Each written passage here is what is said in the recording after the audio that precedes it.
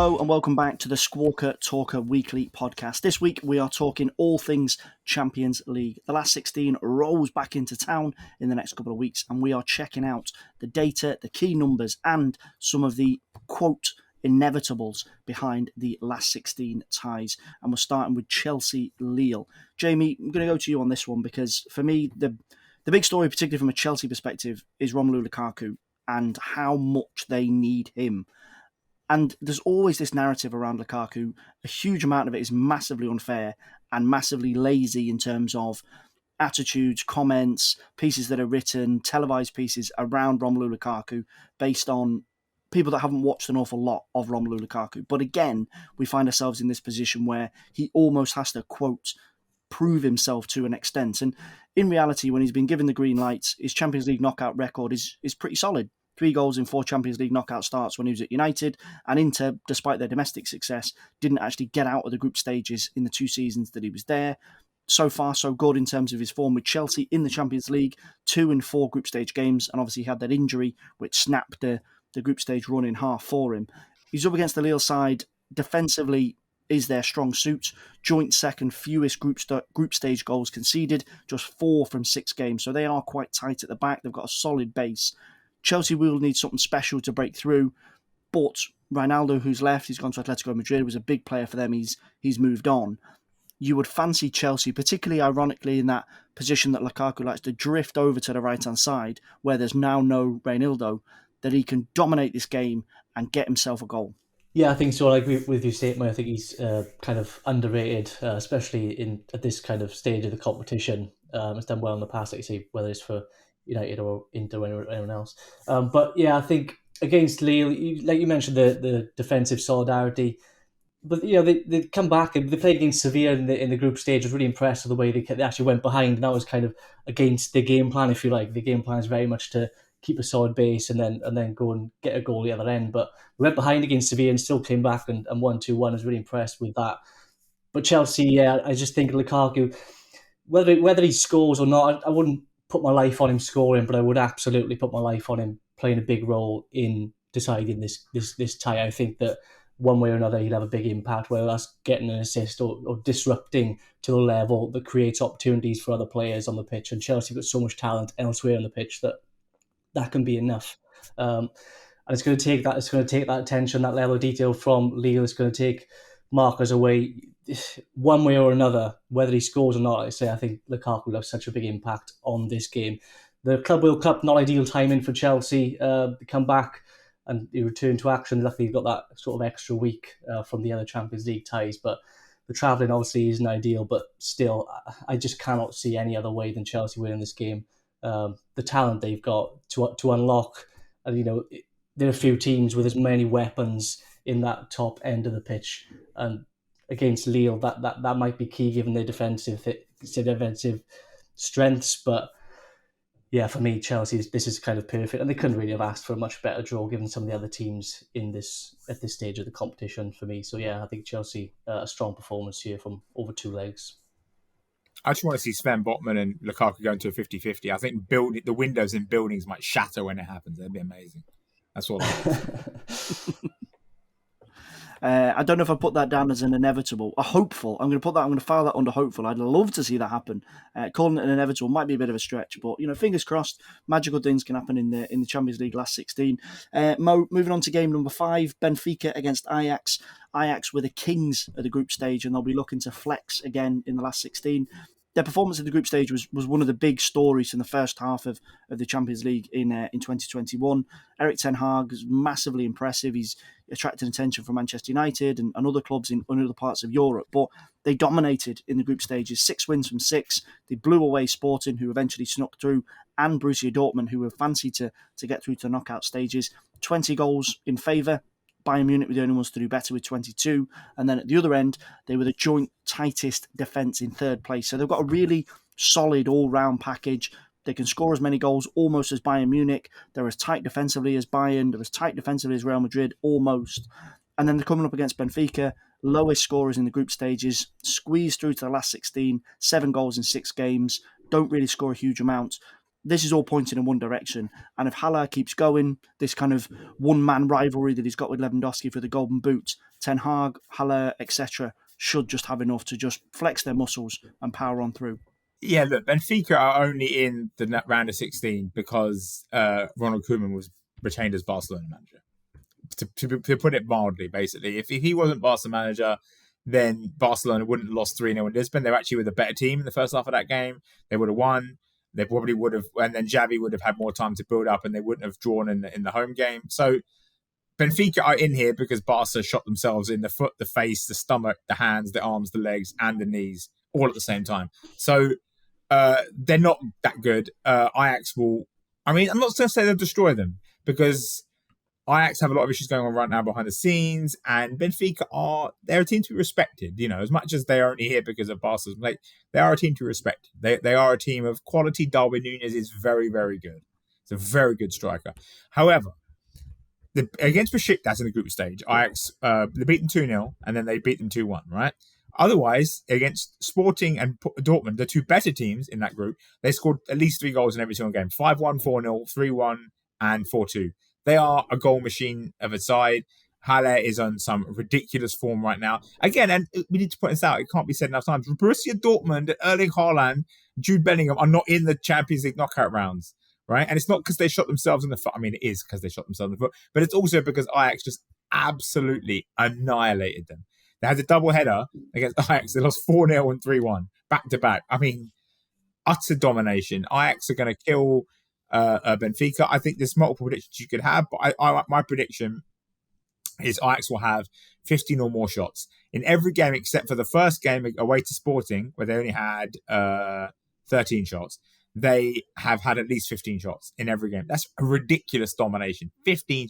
You're thinking back at 15 shots, that's easy. In a Champions League game, having 15 or more shots every single time is not easy. And they are honestly ridiculous. They'll score goals as well, but you can never tell how many goals because the goalkeeper can have a great game. Haller could miss chances. Strikers could be out of form. You can never accurately predict how many goals they'll score. I would love to say they'll score at least 3 goals. They might do. Who the hell knows? But you can't predict that for sure. But they will absolutely have 15 or more shots in this game. They're phenomenal. They are sensational to watch. This is it's such a weird game because obviously Ajax, Benfica, you would never. First of all, 2 European Cup winners, by the way. But you would never think, in 2022, I'm going to sit down and watch Ajax Benfica. But mate, sit down and watch Ajax Benfica because Ajax are a treat. They're beautiful to watch. Amazing. Anthony, Gravenberch, Dusan Tadic, Haller, what's his name? Right back, Mazraoui, Jurien Timber in defence. Daley Blind is still there. Daley Blind, remember him? Still ticking along. Just a fantastic side. Watch them. We're going to flick on to the last 2 games, and like any good poker player, save your strong suits or save your favourite suits until last. So we've got Villarreal for Jamie, they're up against Juventus, and then to wrap up, we've got Atletico Madrid against Manchester United, and Mo is absolutely dying to talk about Cristiano Ronaldo and what he's going to do to Diego Simeone, but we'll give that a little break for a second. We'll come to that in a minute. Villarreal against Juventus, Jamie. Allegri's flicked things around in Turin during the January window. Kulusevski and Bentancur have gone to Tottenham. Aaron Ramsey, bizarrely, has gone to Rangers. They've all left, but they've brought in the big boy, the golden boy of Serie A, Dušan Vlahović from Fiorentina, and Denis Zakaria has also come in from Borussia Mönchengladbach. And Vlahović has come to the attention across Europe for his goals over the last 12 months. 44 Serie A goals in 98 games with Fiorentina. Nobody has scored more in that period. Every club in Europe were chasing him, they were interested in him, despite the fact he's never actually kicked the ball in the Champions League. His only European experience was 20 minutes of Europa League qualifying action back in his Partizan days. But he's hit the ground running, debut goal within 13 minutes of his Juve career. That shows that he's ready for this. And when you look at his deeper numbers, 12.7 XG from 21 Serie A games this season, that puts him second behind Ciro Immobile and is well above Lautaro Martinez and Edin Dzeko, strikers that you would associate with the business end of the Champions League, and 13 in 13 league games before leaving Fiorentina to say bye-bye. You'd expect him to make a splash. Villarreal is your patch. You watch them regularly. They will now have to maybe readjust, maybe change things, because they were probably planning to face a certain Juventus, and now they're going to be facing Vlahovic's Juventus. Yeah, sure. I know Mo was very excited about this one, but I think that it might be a little bit more difficult than we make out to be. I think Villarreal, they always turn up in these games. You know, they've defended better strikers than Vlahović. I know he's a brilliant in-form striker, but Karim Benzema and Vinicius Junior couldn't create anything, couldn't score, couldn't assist, couldn't drum up any sort of momentum against Villarreal earlier in the season. They drew 0-0. Villarreal had them very good against the upper sides, and they absolutely smoked Atalanta in the last game in the group stage. So yeah, I think this will be an interesting one. Raul Albiol will probably stick to Vlahović, experienced, know-how, everything you need at this stage of the competition. And we know Unai Emery builds game plans specific to these knockout stage games, and that'll make things so much more difficult for Juventus, who've also got Chiesa out, of course, and Chiellini's also going to miss this one. Concerningly for Villarreal, Gerard Moreno looks like he's going to miss the first leg. He's picked up a calf injury, so that is a huge blow for Villarreal. But defensively, I think they'll be stronger than what we'd expect. They've kept 3 clean sheets in the last 5 La Liga games, and they've really turned things around this season. And now heading towards that top 4 where they make a lot of different question. Juventus, not what they once were, of course. These injuries won't help them in the next couple of weeks.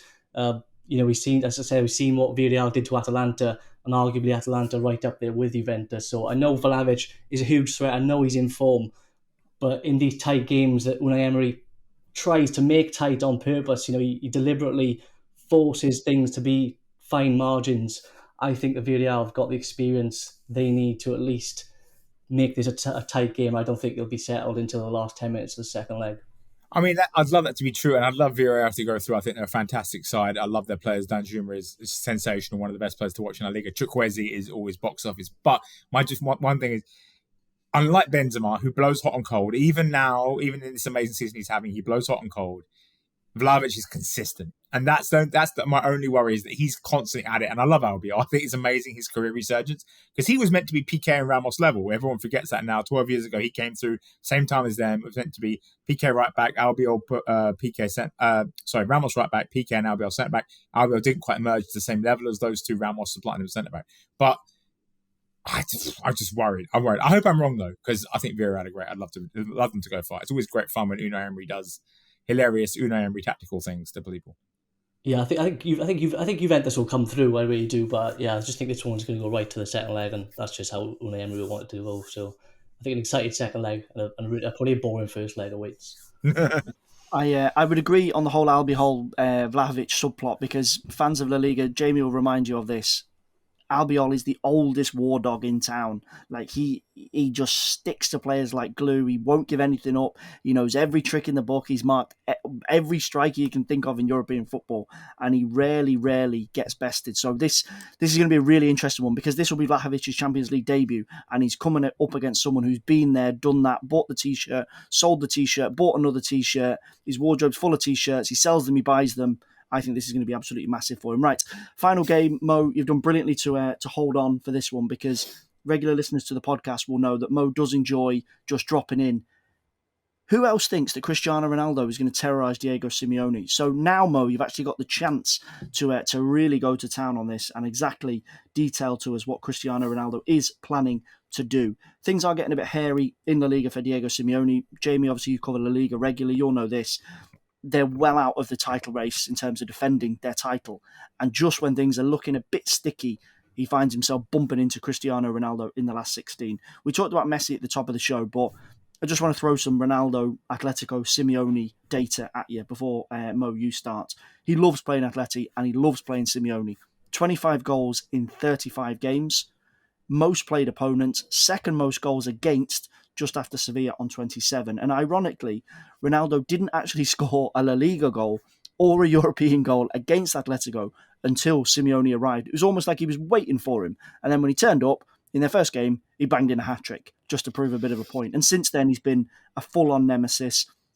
2014 Champions League final goal, scored the winning penalty in the 2016 final, and then 2 hat-tricks against them in 16-17. Now at United, I think it's fair to say, Mo, Ronaldo has been United's saviour in the Champions League this season. I don't think that's an understatement. Minimum of a goal per game in the Champions League. He's played in so far. 6 of United's 11 Champions League goals have been scored by him, and he's had a hand in 80% of them. Manchester United need Ronaldo, and luckily for Manchester United, when it comes to Atletico and when it comes to Simeone, he does the business. I mean, yeah, this is the thing. Ronaldo has been their saviour in the Champions League. He's also been their problem because it's like he couldn't play Solskjaer style football, which was energetic, high octane, high intensity, lots of running. He couldn't do that, so Solskjaer had to adjust his tactics to accommodate him, which made them very stagnant and meant that they were like sort of constantly fighting and scraping to get into playing games. Like we mentioned, Unai Emery just then.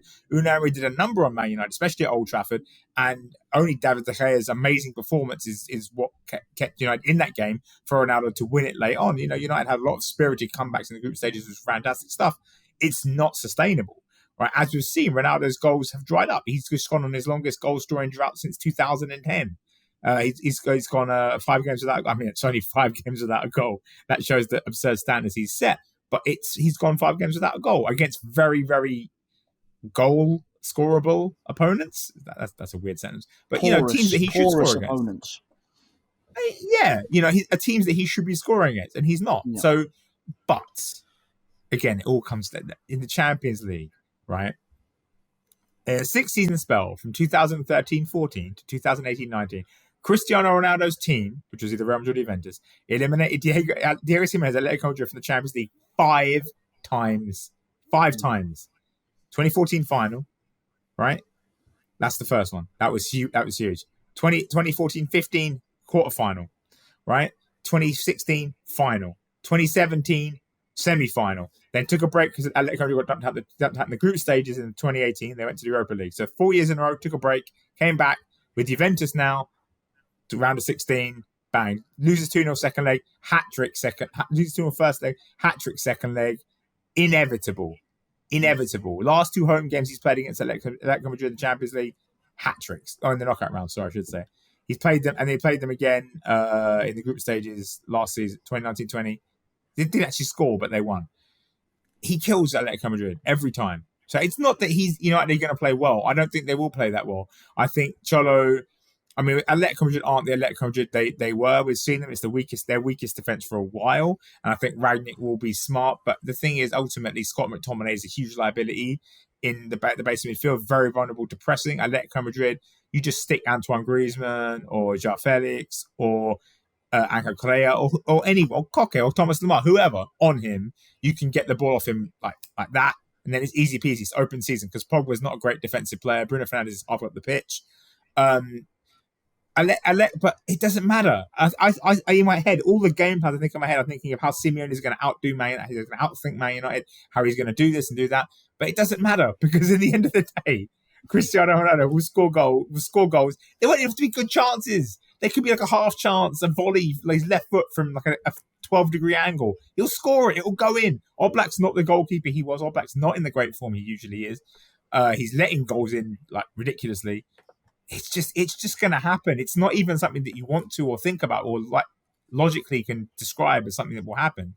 It's just going to happen. I just wanted to point out, you mentioned the kind of the press in there with McTominay. I think it's a huge blow for Atletico Madrid to lose Daniel Vaz, and not because Daniel Vaz, but because Marcos Llorente is going to have to play in that right back role, and it's a huge missed opportunity for miss his energy.